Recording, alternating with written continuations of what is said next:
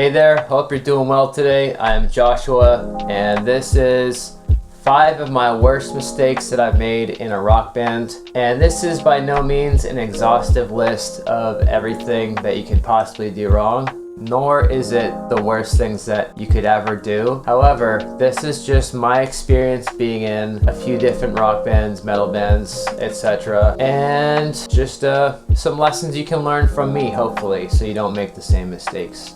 I'm going to start with number 5. Before I do, make sure you like this video and subscribe to my channel. It really helps me out a lot. I really appreciate it. Thank you so much. The number 5 worst mistake that I've made in a rock band is not being very open-minded to creative input when making our own original music. This one is a mistake because unless you're the main songwriter of the band, having input from more than one person can actually make a song better, because oftentimes when we're writing music, other people can see things that might work better than what we can put in that we might not even see.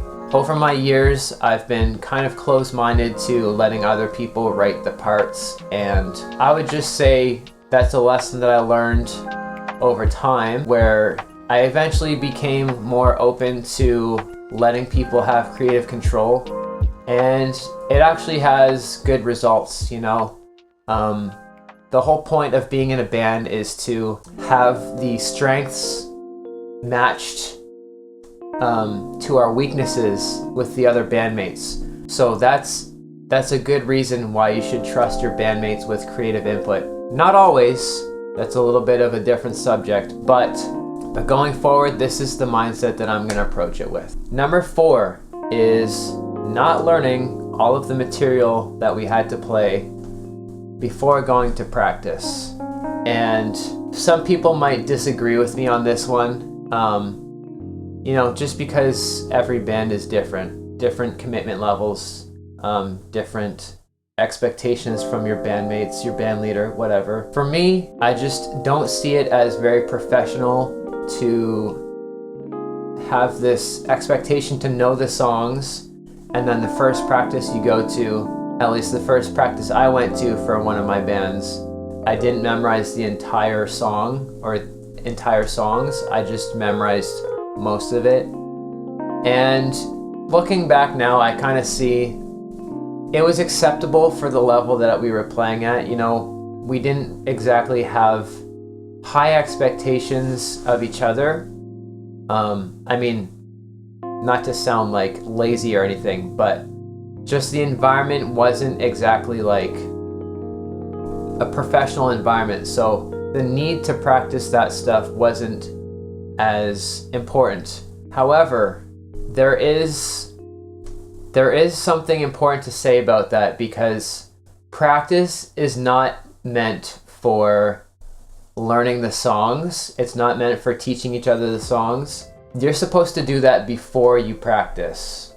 Practice is more about getting your timing down rhythmically tight so that you're playing together as a band perfectly on time.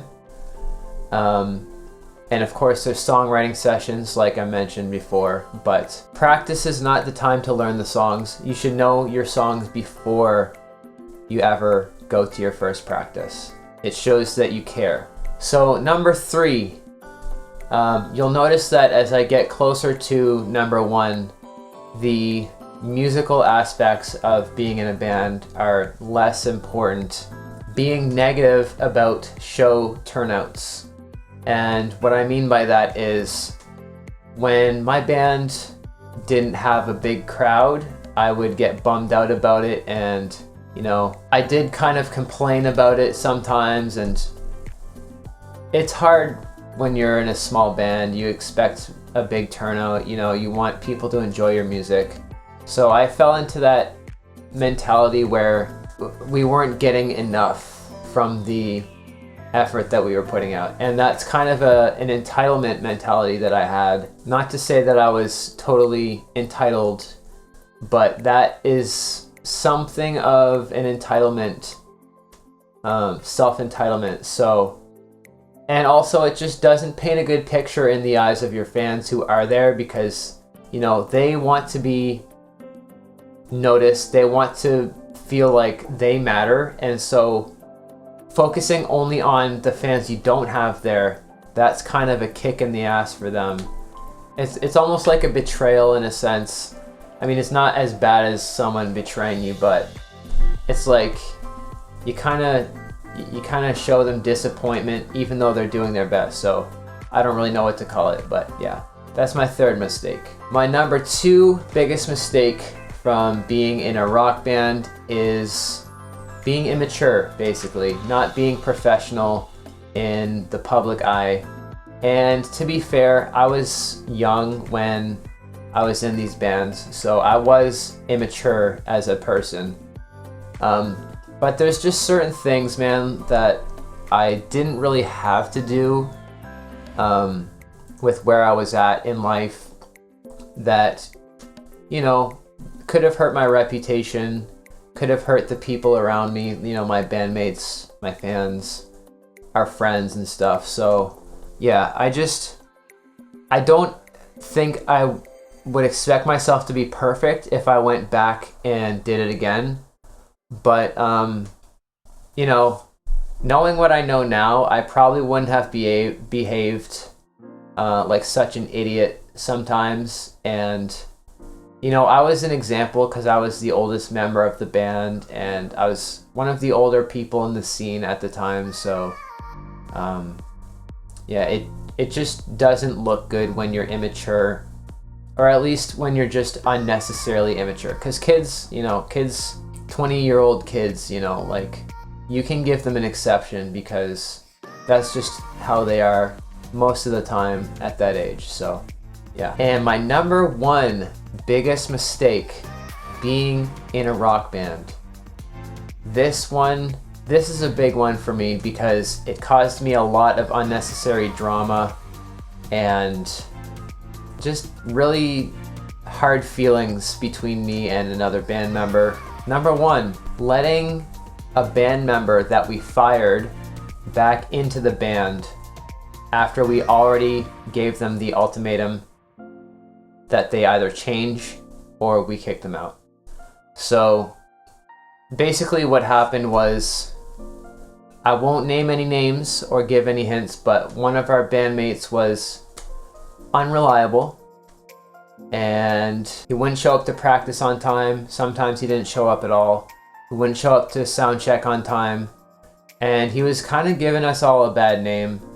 So we gave him an ultimatum. You know, we want you to stay in our band, but you need to get your ass in gear, basically, is what we said.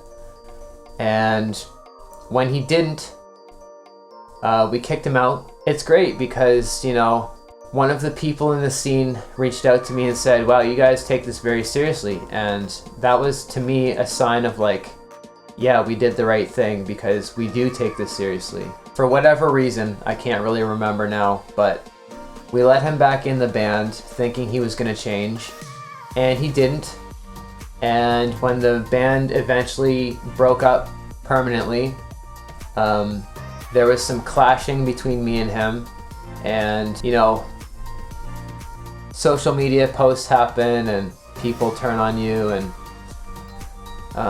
I never really got a chance to apologize to him for that stuff, but basically it's just a lot of drama that I could have avoided if we just didn't let him back in the first place. We just stuck to our guns and done that regardless of what kind of need we had in the band that couldn't be filled, at least in the moment. Alright, so I hope you enjoyed this video. This is my top 5 worst mistakes while being in a rock band. I hope you learned something from it. I hope you don't make the same mistakes that I did, because some of them can be a lot more painful than others. So yeah, if you enjoyed this video, make sure you subscribe to my channel. I have a lot of original music on here and some bass covers. If you have any questions or comments, please leave them in the comment section below. And one more thing before I go, I have an acoustic rock solo project called Monsters Who Sleep, and I basically write, record all the music, and produce it myself. and release it all with my own home studio here. It would mean the world to me if you checked out my most recent album, which is called The Bitter Truth Tastes Better Than a Sweet Lie. I released it in March 2024, and it's got some pretty sweet acoustic rock music. It's kind of on the alternative rock or indie rock kind of side of things. If that sounds like your vibe, please check it out at monsterswhosleep.com, or just search me up on Spotify, Monsters Who Sleep. There will also be links in the bio to check out my music.